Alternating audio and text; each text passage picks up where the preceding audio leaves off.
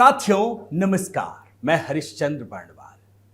सिर्फ 2 दिन में पूरे देश का एजेंडा बदल गया है। सिर्फ 2 दिन में बदला है दोस्तों, और ये एजेंडा ऐसा है जिसे खुद इंडिया अलायंस ने चुना है।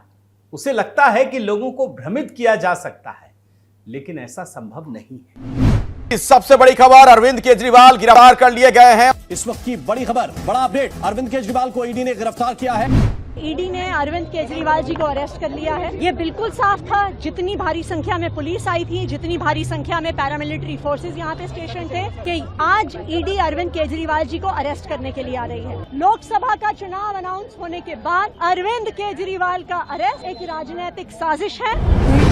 ये बेवजह नहीं है कि उन्होंने गिरफ्तारी से बचने के लिए लगातार कोर्ट का दरवाजा खटखटाया। 2 दिन में 2 बार हाई कोर्ट का दरवाजा खटखटाया, मगर हाई कोर्ट से भी राहत नहीं मिली। अब जैसे ही आप केजरीवाल की तस्वीर देखेंगे तो आपको समझ में आ जाएगा कि इंडिया अलायंस के बाकी लोगों का क्या हाल होने वाला है।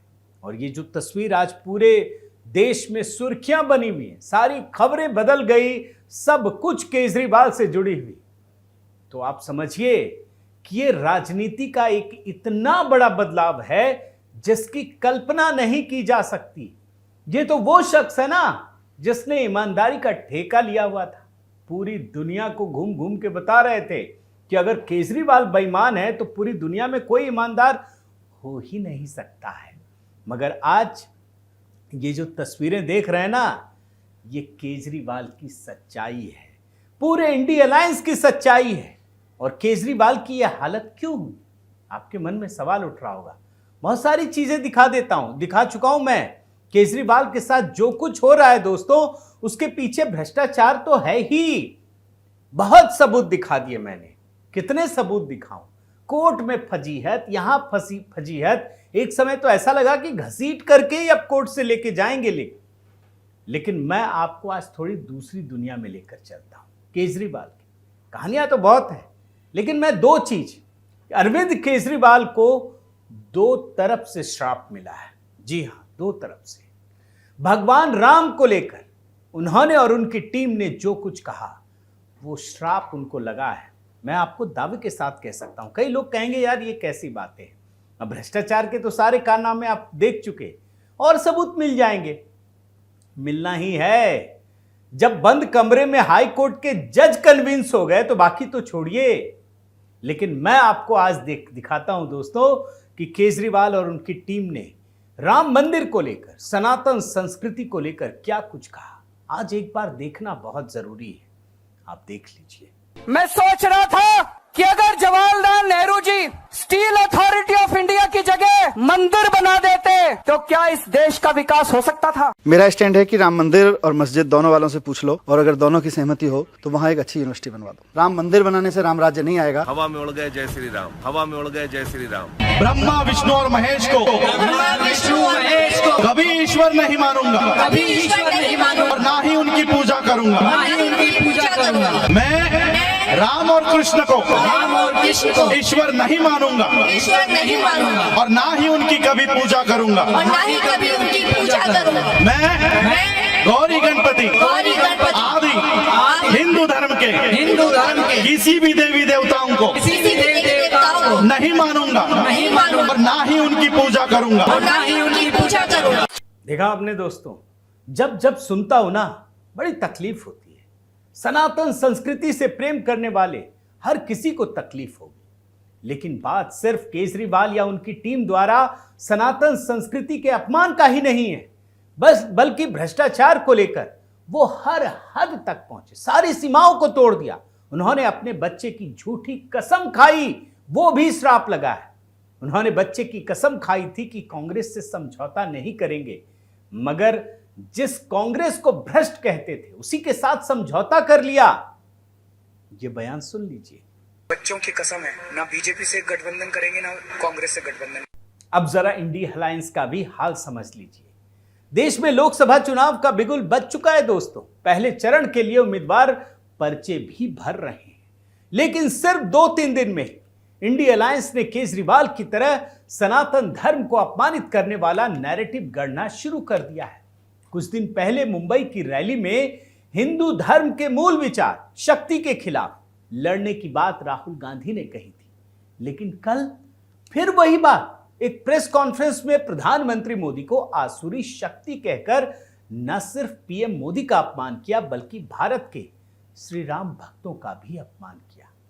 सनातन धर्म का इस तरह से अपमान करने के खिलाफ भाजपा ने राहुल गांधी के खिलाफ चुनाव आयोग से शिकायत भी कर दी है।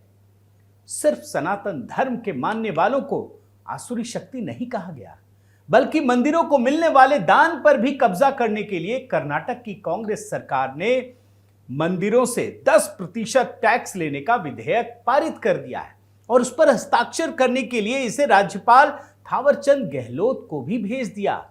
वो तो भला हो राज्यपाल साहब का कि उन्होंने एक सवाल पूछकर विधेयक को वापस कर दिया कि यह कानून सिर्फ मंदिरों के लिए ही क्यों बनाया गया है। आप सोचिए, इंडिया अलायंस इस लोकसभा चुनाव में सनातन धर्म के खिलाफ जमकर नैरेटिव बनाने पर आमादा है। अब देखिए, मैं आपको एक वीडियो दिखाता हूं। यह दिल्ली के जवाहरलाल नेहरू विश्वविद्यालय का वीडियो है, 2 दिन पहले का ही है।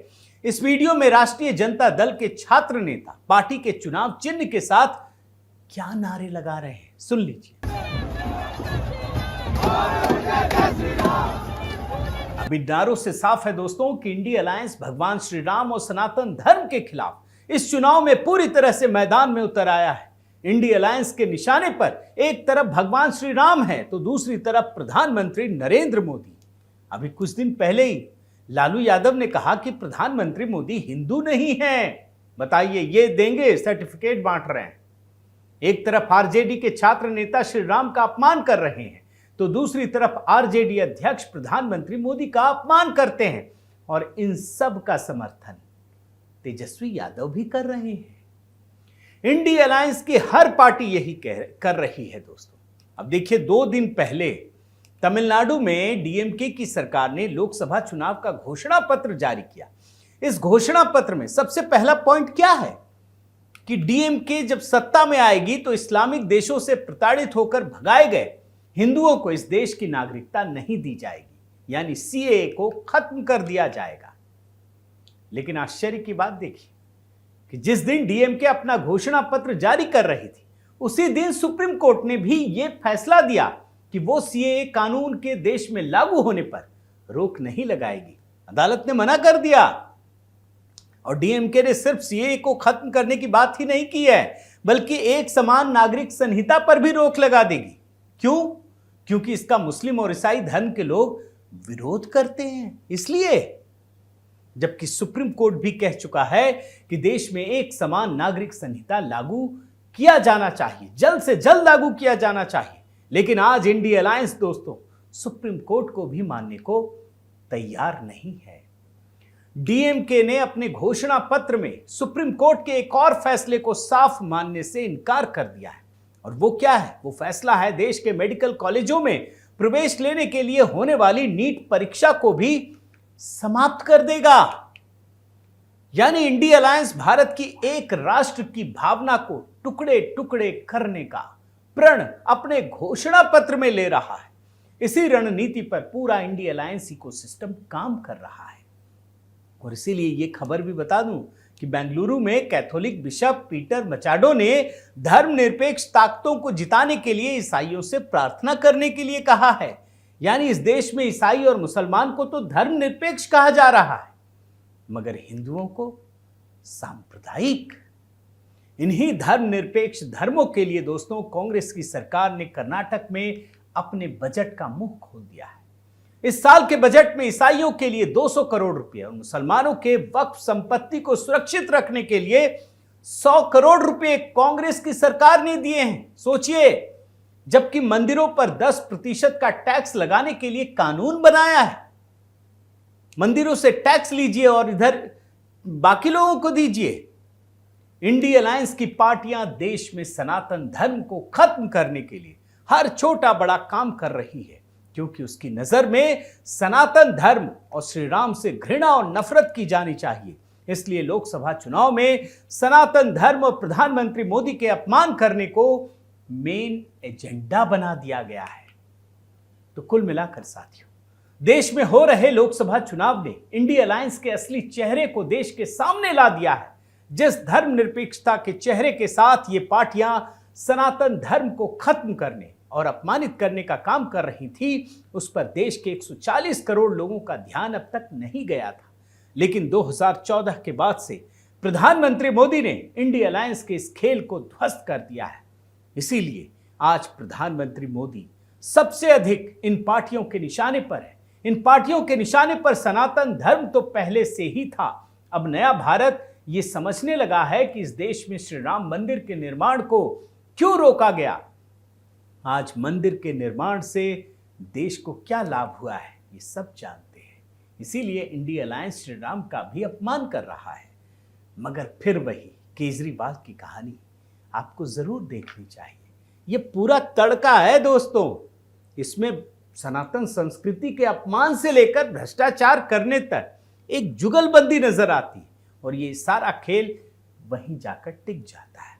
और इसीलिए अरविंद केजरीवाल की कहानी एक मिसाल की तरह है। और पूरे इंडिया अलायंस को चुनाव तो आते रहेंगे, जाते रहेंगे, मगर इस बात को याद रखना चाहिए कि आप अगर सिस्टम को बदलने की कोशिश करेंगे, नष्ट करने की कोशिश करेंगे, तो सिस्टम आपको जकड़ लेगा। बहुत बहुत धन्यवाद। आपसे निवेदन है साथियों कि आप मेरे इस चैनल को ज़रूर सब्सक्राइब कीजिए, लाइक कीजिए, शेयर कीजिए, कमेंट कीजिए और इस बेल आइकन को प्रेस करना मत भूलिएगा। नमस्कार।